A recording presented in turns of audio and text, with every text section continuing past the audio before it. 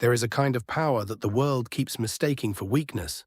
It has no headquarters you can raid, no leader you can capture, no central command you can disable. When you strike at it, it grows stronger and multiplies.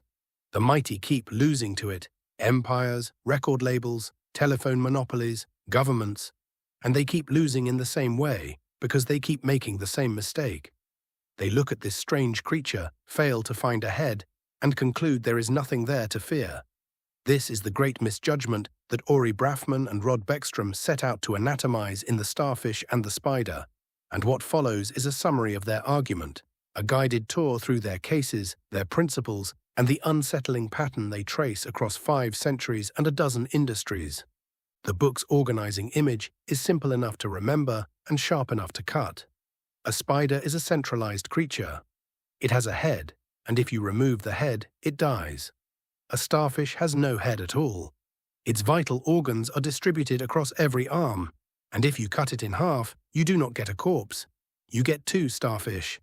Brafman and Beckstrom argue that human organizations come in both kinds, and that we are living through a moment when the starfish is ascendant.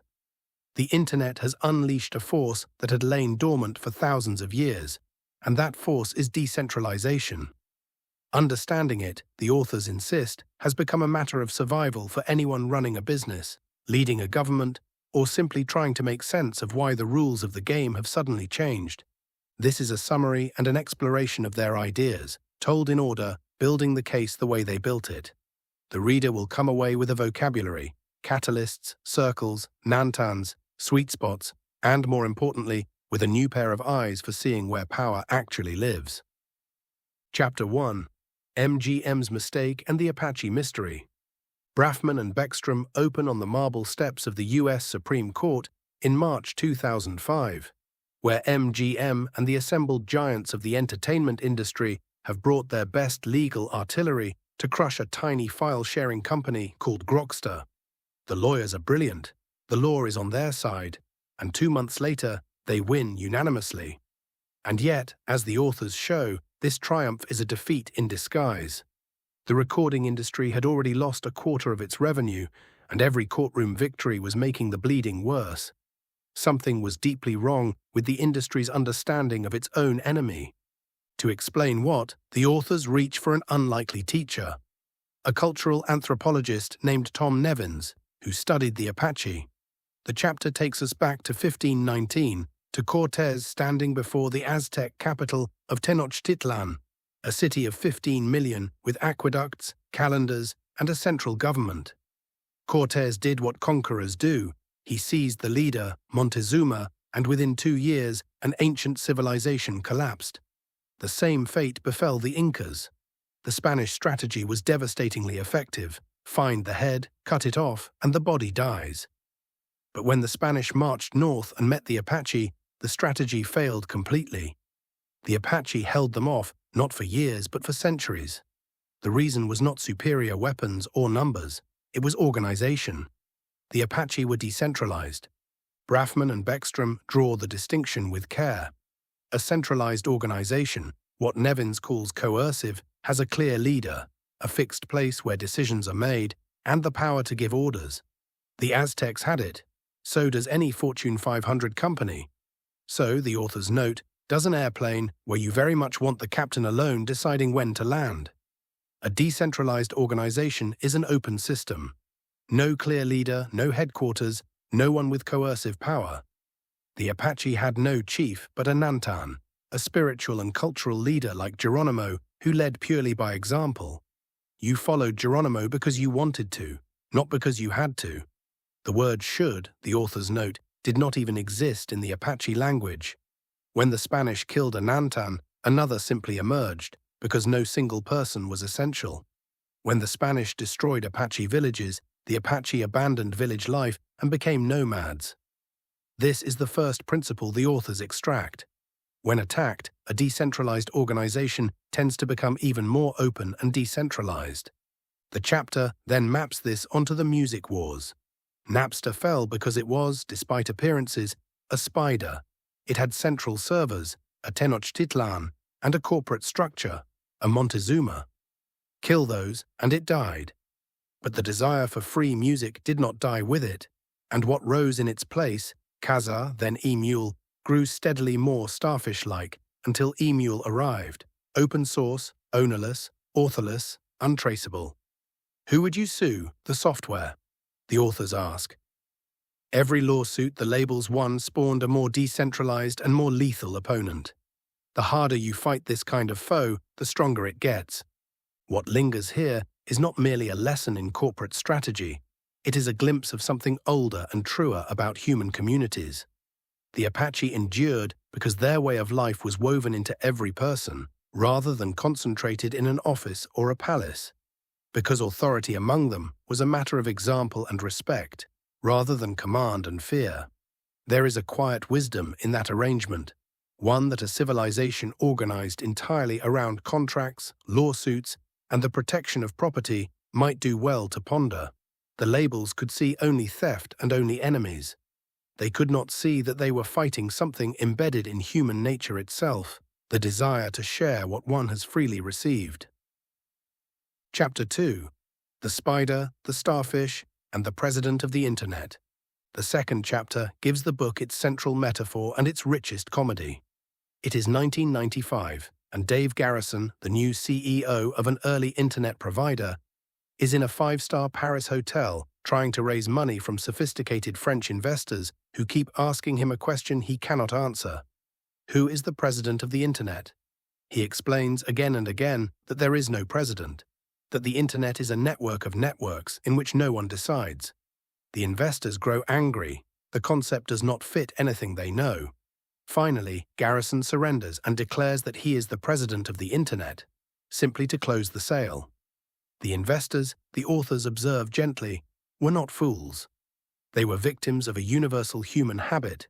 When we are used to seeing the world through a centralized lens, decentralized things become nearly invisible. Brafman and Beckstrom then unfold the biology behind the title. A spider has a head and 8 legs. Remove the head and it dies. A starfish has no head, no brain, no central command. Its organs are replicated in each arm, and for it to move, one arm must persuade the others to go along. Cut it apart, and each piece can regenerate into a whole new animal. The French had mistaken a starfish for a spider, and this is the second principle. It's easy to mistake starfish for spiders. Their power is easy to overlook precisely because we go looking for a head, and finding none, dismiss them. The chapter then introduces the book's first great human starfish, Alcoholics Anonymous. Bill Wilson, a hopeless drunk in 1935, realized that experts could not cure him because he was too clever to be told what to do, but that he could not dismiss a peer in the same predicament. AA was born, and in it, no one is in charge and everyone is in charge. When the organization spread and people wanted to start chapters, Bill faced the defining choice of every founder: control it like a spider or let go like a starfish. He let go. He trusted each chapter, and as a result, no one today can count AA's members or chapters because there is no center keeping tabs. From this, the authors draw 3 more principles. The third, an open system has no central intelligence. The intelligence is spread throughout, filtering in at the edges where the action is. A point they sharpen with the tragedy of the 1935 Labor Day hurricane, when a man on the ground in the Florida Keys saw the danger clearly but could not act because the decision lived 1,000 miles away in headquarters and 259 men died waiting. The fourth, open systems easily mutate as AA's model spread effortlessly to gambling, food, and narcotics. The fifth, the decentralized organization sneaks up on you, growing as fast as it mutates. The chapter closes with a 6th principle that should sober anyone running a business. As industries decentralize, overall profits decrease. The authors trace the music industry's accordion swing from the scattered live performers of the 19th century through the centralizing force of the phonograph and the rise of the Big Five labels to the violent decentralization Napster unleashed, and they note that the vanished revenues did not flow to the P2P pirates. They simply evaporated. The chapter ends with a diagnostic toolkit. 10 questions. Is there a person in charge? Are there headquarters? If you thump it on the head, will it die? for telling a spider from a starfish before it takes your industry by storm. There is something worth pausing over in the story of Bill Wilson. He discovered that healing came not from the expert above, but from the equal beside, that a man broken by addiction is restored through honest fellowship with others who share his affliction. This is a profound truth about the human person, who was never made to stand alone. We are healed in communion, not in isolation. The recovering alcoholic kneeling in a church basement among peers has stumbled onto something that runs far deeper than organizational theory. AA endures, the authors will later argue, because its ideology is strong enough to die for. The reason is that it touches the truth about what human beings actually are. Chapter 3. A Sea of Starfish. Having taught us to recognize the creature, the authors take us diving. This chapter is a tour of starfish in the wild, and it serves to show how varied and how pervasive they have become. The first stop is Skype, where Niklas Zennström, the Kazaa founder once chased by men on motorcycles bearing subpoenas, applied the lesson of P2P to the telephone industry. By letting users connect directly, with no central servers and a user directory broken into tiny pieces scattered across members' own computers, Skype drove the cost of a phone call towards zero and rendered a century-old industry's business model obsolete. The FCC chairman, downloading it, said simply, "It's over." The tour continues through Craigslist, where Craig Newmark and Jim Buckmaster turned down lucrative banner ads because their users hadn't asked for them, building instead a virtual neighborhood governed by its own members and a culture of trust, and devastating newspaper classified revenue in the process. The authors recount Newmark's near-allergic discomfort with questions about cashing out, and conclude that what users want is not a particular kind of leader, but simply to be left free to do what they came to do. Then comes Apache, the open-source web server software built by volunteer engineers worldwide who contributed patches for nothing but the satisfaction of making the web better. A project that quietly came to run the majority of the world's websites and prevented a destructive platform war between Microsoft and Netscape. The chapter's heart is Wikipedia, which grew from the ashes of Nupedia, a top-heavy peer-reviewed encyclopedia that managed only a couple dozen articles before collapsing under its own process. When wiki technology let any user edit instantly, the thing exploded into millions of articles in hundreds of languages. Here the authors land their seventh principle: put people into an open system and they'll automatically want to contribute. They marvel that the articles are not only abundant, but accurate. A nature study found Wikipedia nearly as reliable as Britannica, and that vandalism gets cleaned up within hours by self-appointed custodians who simply care. The closing case, Burning Man, pushes the logic to its human limit. A temporary desert city with almost no rules, and a gift economy where nothing is for sale, where the absence of police means every participant becomes a guardian, responsible for himself and his neighbor. That last detail deserves to be held up to the light. In a place with no authorities, the authors find not chaos but an intensified sense of responsibility for one's neighbor.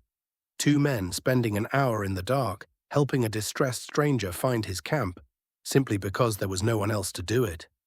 The decentralized world keeps returning the word neighbor to its fuller meaning. What the authors describe as a feature of open systems is in fact something more ancient. The recognition that we are bound to one another, that freedom carries the weight of responsibility, and that a community held together by trust and mutual care rather than by enforcement reflects something we know somewhere deep about how human beings are meant to live together. The remarkable thing is not that such communities are possible, but that we are so surprised when they appear. Chapter 4. Standing on 5 legs. Now the authors turn from description to anatomy.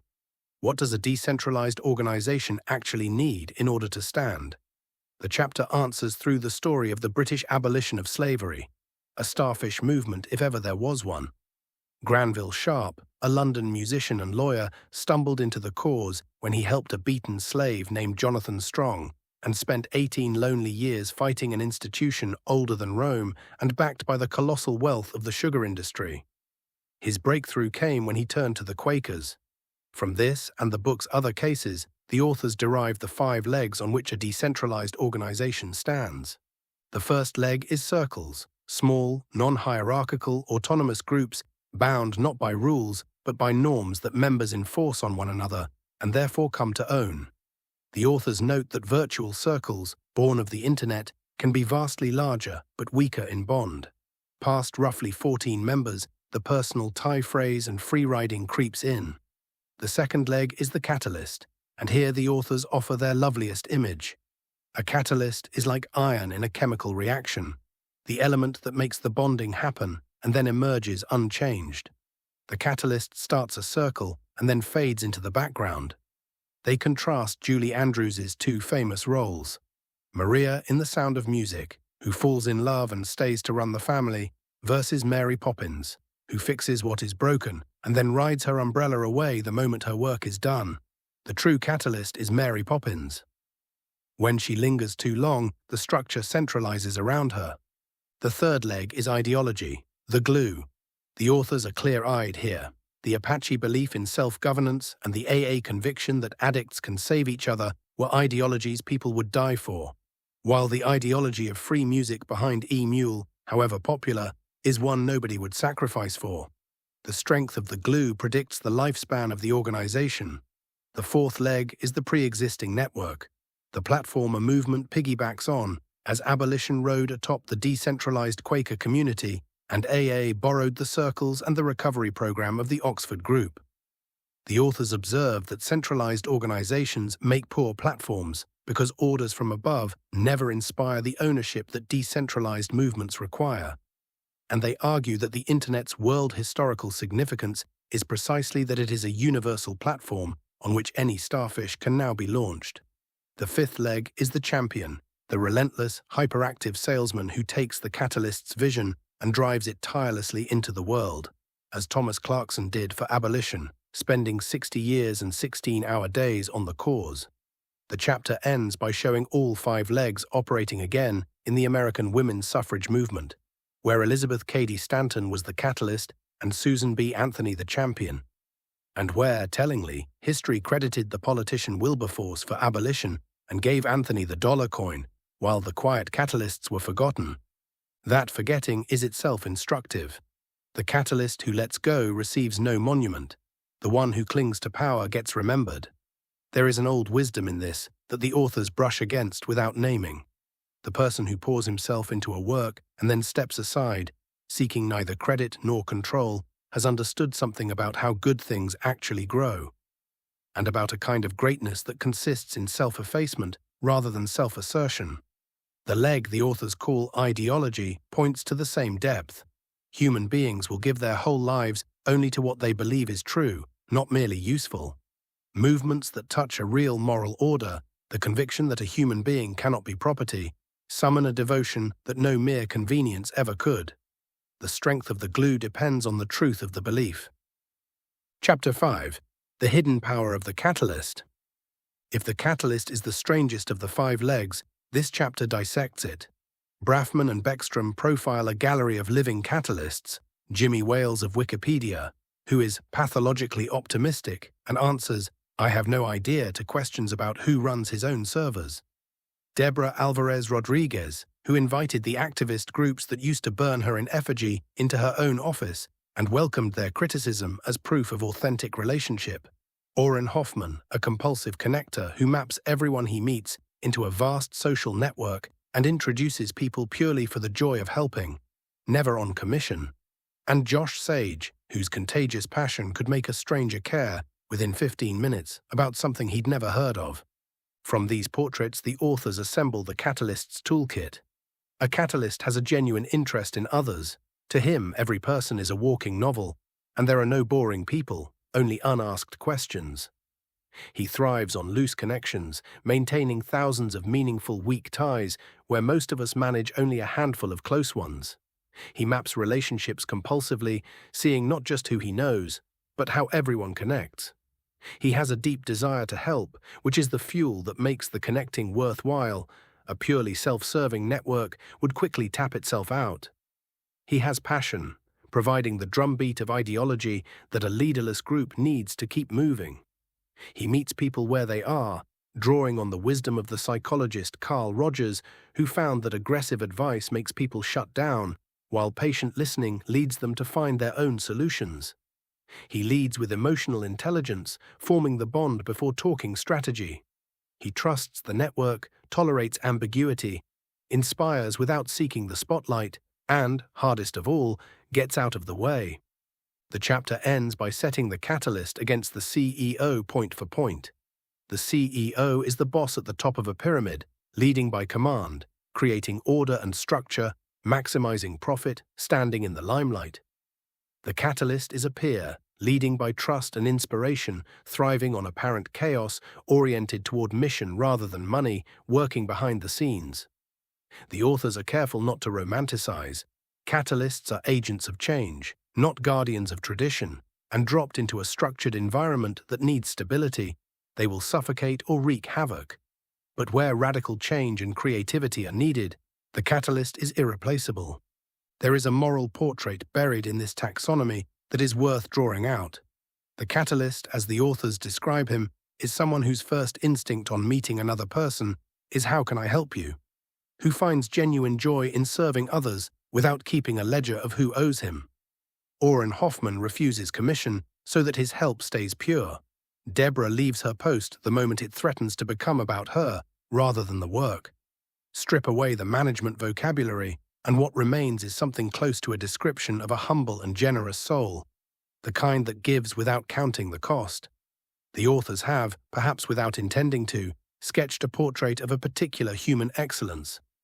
And it is telling that the qualities that make a great catalyst are very nearly the qualities that make a good person. Chapter 6. Taking on Decentralization. Here the book darkens and deepens, for the authors confront the uncomfortable truth that the Starfish is morally neutral. The same structure that built Wikipedia and abolished slavery also animates the Animal Liberation Front and Al-Qaeda. The chapter opens with Sky, a catalyst who rides freight trains into progressive towns, organizes animal rights activists into circles, and connects them into the leaderless ALF, a network the FBI could not defeat because there was no head to cut off, and every activist it convicted became a hero who inspired 10 more. The authors then draw the unsettling structural parallel. Al-Qaeda, too, is more ideology than organization, a loose proliferation of circles that copy what has worked and adopt the brand without central direction. They report seeing a cell pointed out to them in the Kibera slum of Nairobi, where life expectancy is 38 and falling, and where Western expansion breeds a resentment that terrorists harvest. The eighth principle emerges from the contrast. When attacked, centralized organizations tend to become even more centralized. They hunker down, as the research labs turned into bunkers, and the United States built the Department of Homeland Security and hunted Osama bin Laden as if he were a mob boss whose removal would topple the structure. But a Starfish is not a mafia family. Kill the catalyst and the power merely flows to the circles, making the thing more decentralized still.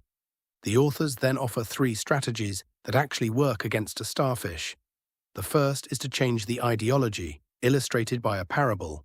Divers cutting starfish in half to save the Great Barrier Reef only multiplied them, until a scientist saw that the real culprits were water pollution and temperature, the underlying conditions. So with decentralized organizations, you cannot kill the catalyst or the circles, but you can alter the conditions that feed the ideology. The authors point to the Jamie Bora Microfinance Trust in Kenya, where tiny loans turned beggars and even former criminals into shopkeepers with something to lose and a reason to hope.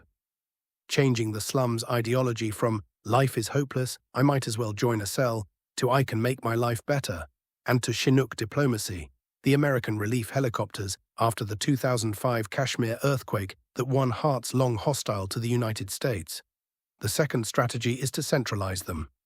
The authors tell the haunting story of how the Apache were finally broken, not by force, but by cattle. When the Americans gave the Nantans cows, a scarce material resource, symbolic leadership became authoritative power. The structure turned hierarchical, and the once invincible society fractured into zero-sum battles over resources. The same thing nearly happened to AA when book royalties enriched its central office. Introduce property rights, and the starfish becomes a spider. The third strategy is to decentralize yourself, to fight a starfish with a starfish, as one Muslim government reportedly did by quietly funding small circles of its own to hunt Al-Qaeda cells, succeeding where vast centralized efforts had failed because these circles knew their own neighborhoods. This is the chapter where the book's neutrality is most strained, and where a thoughtful reader will want to press beyond the author's deliberate refusal to judge. They decline explicitly to weigh the morality of a government funding undercover killing circles. But structure is not destiny, and a decentralized form is not good merely because it is resilient. What finally distinguishes the abolitionists from the terror cell is not their organizational chart, but the truth or falsehood of what they believe and the rightness or wickedness of what they do. The Jamie Borer story is the most luminous in the book, precisely because it points the way. The deepest answer to the violence bred in those slums was not a cleverer counter-network, but the restoration of hope and dignity to people who had been told they had neither. A man given the chance to build something, to be trusted, to provide for his family, no longer needs the false brotherhood of those who would arm his despair. The authors note that Jamie Borer succeeds at changing ideology precisely because changing ideology is not its goal. Its goal is to help real people, and the transformation follows. That is no accident. Love that seeks the good of the actual person in front of you accomplishes what manipulation never can, and the slum dweller lifted out of hopelessness has been given back something the terror recruiter could only counterfeit. Chapter 7. The Combo Special, the Hybrid Organization. Having shown both the power and the limits of the pure Starfish, the authors turn to the form that may matter most for ordinary businesses, the hybrid.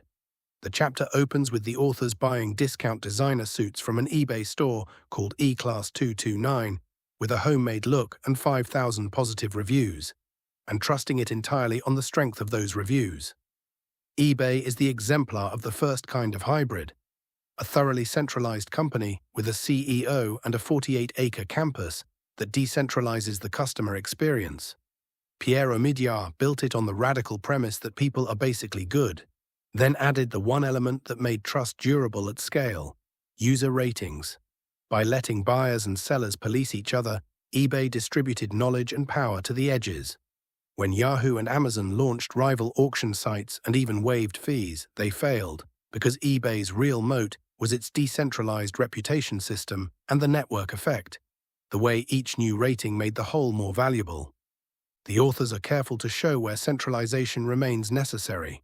eBay's acquisition of PayPal was wise precisely because money demands rigid control and security, not trust alone. The chapter then multiplies examples of centralized companies harvesting decentralized energy. Amazon's volunteer reviewers, writing for free for a company that even owns the rights to their words, simply because everyone wants to contribute. Oprah's book club, which catalyzed reading circles that turned recommendations into avalanches. Intuit's Tax Almanac, a deliberately unbranded wiki built on the conviction that the whole community of tax professionals is smarter than any expert. And Google, whose entire architecture is a decentralized popularity contest, powered by user clicks. Most striking is the software industry's surrender to open source. IBM deploying 600 engineers to improve Linux for free. Sun making its $100 million server software open source out of economic necessity, and Sun's chairman boasting that customers are free to leave, because in a world of free alternatives, the old strategy of locking customers in has collapsed.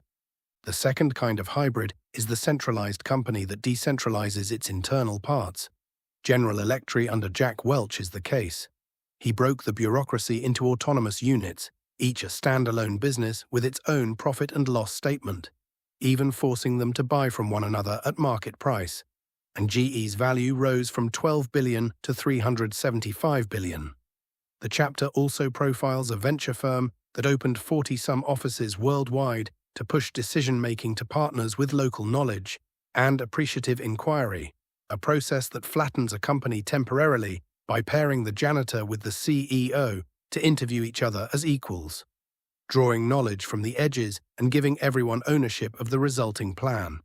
The economic insight running through all this deserves a clear statement, because it vindicates something deeper than a management fad. What makes the hybrid work? What made Welch's GE soar? What makes the open source movement unstoppable? What makes eBay's distributed reputation system beat its centralized rivals is that knowledge genuinely lives in particular minds scattered across the network, in the line worker, the local partner, the engineer in Ukraine, and no central planner can gather it up or replace it. The repeated failure of the command and control center to outperform the distributed edge is not a quirk of the internet age, it is a permanent feature of how human knowledge actually works. Dispersed and personal and impossible to centralize. The wise organization does not try to know everything from the top. It builds structures that let the knowledge already present at the edges do its work. That is the durable truth beneath the buzzwords, and it is why the hybrid form is not a passing fashion, but a recognition of something real. Chapter 8. In Search of the Sweet Spot. If the hybrid is the answer, this chapter asks the harder question: where exactly on the line between Spider and Starfish should an organization sit? The authors call the ideal point the sweet spot, and they introduce it through the prophet who saw it first. In 1943, the young Peter Drucker spent 18 months inside General Motors and emerged with concept of the corporation, praising GM's federal decentralization, its practice of granting real autonomy to division managers while the executive team played something like a catalyst's role. But Drucker also urged GM to go further, to keep innovating and decentralizing, even to ask customers what worked. GM, sitting comfortably atop its industry, was insulted and refused. Why change what works? The chapter then stages the long revenge of that refusal. Drucker took his ideas to Japan, where they were received eagerly, and decades later the contrast arrived on the assembly line. A GM plant in the 1980s was a rigid hierarchy producing mediocre cars. The Toyota line treated workers as a team, gave each member real autonomy, and, astonishingly, implemented 100% of worker suggestions, trusting, just as Wikipedia does, that bad ideas would be corrected by other workers. When GM let Toyota take over its worst plant, the dismal Fremont factory, keeping the same unionized workforce, productivity rose 60% and quality soared. A GM manager who infiltrated the plant to sabotage it found himself reprimanded not by bosses but by his own teammates, who now cared that the plant ran well. The lesson was not Japanese culture or rigid control, as a popular movie about the plant suggested, but Toyota's relentless pursuit of the decentralized sweet spot, enough freedom for creativity, enough structure for consistency. The authors then show that the sweet spot is not a fixed location, but a moving target, pulled to and fro like a tug-of-war. eBay found it in online auctions, more decentralized than the failed inventory-holding on-sale, but more secure than the trust-only Craigslist, which is too open for selling expensive goods sight unseen. Apple found it in music with iTunes, sitting between the over-centralized labels and the risky, virus-ridden free-for-all of eMule, selling single legal songs for 99 cents. And the authors identify the forces that move the spot. Industries built on information, and any activity where people seek anonymity, whether for piracy or for the dignity of the recovering addict, get pulled toward decentralization, while the need for security and accountability, especially around money or in unfamiliar territory, pulls back toward the center. The chapter ends with the search industry's swing from Yahoo's trusted, editor-curated portal to Google's decentralized algorithm, and the open admission that no one can be sure where the winds will blow next. There is a humility built into the very concept of the sweet spot that is worth honoring. The book does not preach that decentralization is always better. That would be its own kind of dogma. It teaches instead that wisdom lies in discerning the right balance for this industry at this moment, and in holding that balance lightly because it will shift. GM's tragedy was not that it was centralized, but that it grew complacent and stopped attending to reality as it changed. There is a perennial lesson here about pride and its remedy. The organization, like the person, that assumes it has already arrived stops paying attention, and the world it has stopped watching moves on without it. The pursuit of the sweet spot is finally a discipline of ongoing attentiveness to the way things actually are, a refusal to mistake yesterday's success for a permanent possession. Chapter 9. The New World. The final chapter gathers the threads into 10 rules for the world the authors believe has already arrived. It opens with 2 cautionary images of those left behind. The Soviet government that in 1917 poured its resources into loudspeakers rather than telephones, investing, the authors note, in a technology of authorities talking down to masses rather than individuals talking to each other, and the French who built the magnificent, useless Maginot Line to fight the last war while the Germans simply went around it. Both had failed to notice that the rules of the game had changed. The 10 rules distill the whole book.